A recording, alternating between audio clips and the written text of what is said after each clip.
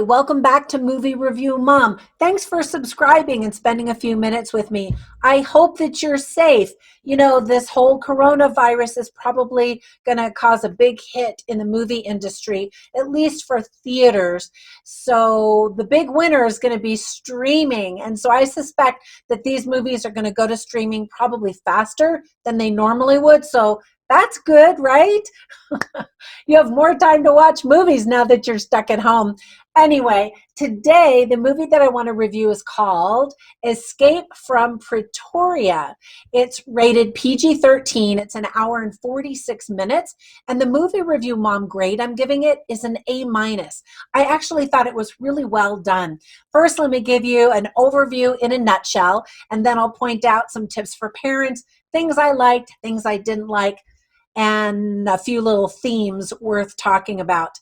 So first of all, in a nutshell, I've always been fascinated by stories about prisoners in jail for some reason, especially if they're true ones. And so this thriller takes us to South Africa, where we get to watch the true events unfold with two political captives placed in jail during the dangerous apartheid days of 1979. Writer and director Francis Annan creates an old school jailbreak that will keep you riveted. It's a story that needs to be told, especially as things are heating up again in South Africa. So I didn't know anything about this story, and I really enjoyed learning about it, and then also putting it in the context of what's happening over there right now. So, some quick tips for parents. A man gets beaten with a stick and another man punches another man. Otherwise, there's a surprising lack of violence considering that the movie takes place inside a prison. There's quick mention of Nelson Mandela, and kids may not be familiar with his story nor the history of apartheid in South Africa. So use this opportunity to talk to your kids about it. There's some profanity, not a lot. I didn't hear any F-bombs, and they might be bored because it's a talking adult movie, although it's extremely suspenseful. So older teens might be more interested than definitely younger kids.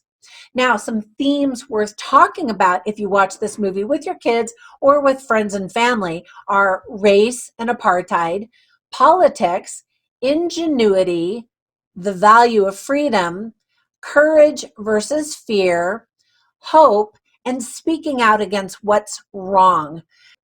Now, some things that I really liked about the movie are, first of all, Daniel Radcliffe. He's been so busy lately and gives a tremendous performance in this movie. His film Guns Akimbo, which I haven't seen yet, was just barely released in theaters, and now this film has also hit theaters. I know a lot of people will never be able to see him really as anything other than the child actor in all of the Harry Potter movies, but his performance in this movie is actually really good and worth watching.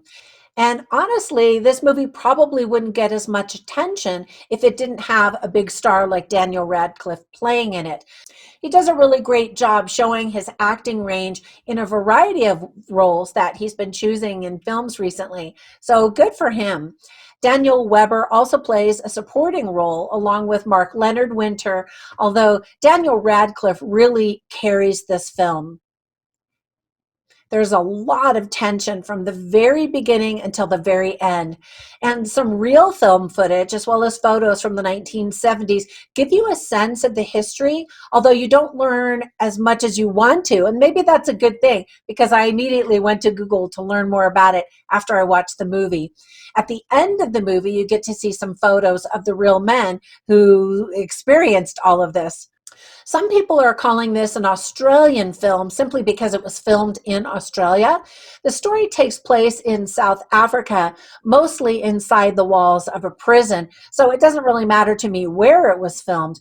Apparently, the filmmakers wanted to film it in South Africa, but due to financial issues, they had to either film it in Australia or not film it at all. So I'm really glad they chose Australia so that they could share this story with all of us. So the sound effects were also very good, and so good, in fact, that whenever a door squeaked or a key creaked, you feared for the lives of the protagonists. And I found myself kind of sitting on the edge of my seat trying to be really quiet for them. That's good when a movie can make me feel like that. The creative camera angles also kept things really interesting. Just like in the recent movie, The Invisible Man, there are a lot of moments that are crafted with long camera scans that build tension and suspense so effectively as they kind of peek around corners or they look and then they back up and you're like, what? So I thought that that was really well done. Two great thrillers in theaters at the same time. Really great. Now, there are a few things that I didn't like, such as you don't get enough backstory to truly understand what the protagonists were up to right before they got arrested. We assume that they're good people trying to make a good point about equality, but we don't really get enough information.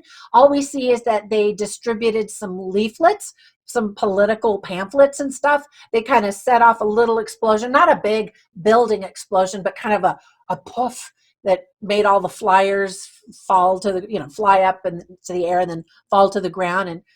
And I'm thinking that's why they got arrested. So I thought surely I must be missing something. There's got to be more to it than that, but they're swooped off to jail and we just know that we're missing more information. And so it's a little frustrating because again, we want to root for them, but we're really not completely convinced that they are good guys. I mean, maybe they killed bad guys or something. We don't know. The movie focuses more on the plan to break out of jail, not really on character development. We just don't get to learn much about the people that we're rooting for.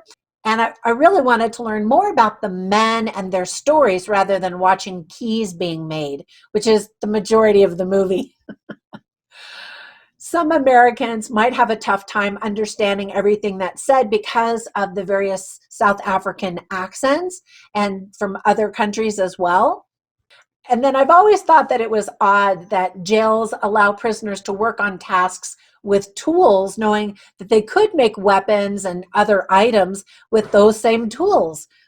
I'm completely biased, but the best jailbreak movie ever made is The Shawshank Redemption. So if you haven't seen that, you absolutely have to see that one. Ranks in my top 10 movies of all time for sure. So, adding threatening fellow prisoners and truly awful security guards could have built up the tension even more. Even though it's good, you don't have that same sense of, like you do in Shawshank Redemption, in fact. Many of the scenes take place at night and are so dark that it will make viewing difficult on small devices once the movie ultimately goes to streaming. So it's a little bit of a slow burn told in chronological order. Because of that, the movie actually feels a little bit longer than it is. Now, again, I thought it was really well done and it's worth a watch for sure. One line that I really liked in the movie was spoken by Tim Jenkin, played by Daniel Radcliffe, and he says, "Freedom is a very simple idea, which is why perhaps it can be so easily lost." So that's it for my movie review for today. Be sure and check out my website, moviereviewmom.com, where I list all of the other really interesting lines and a bunch of other stuff about the movies.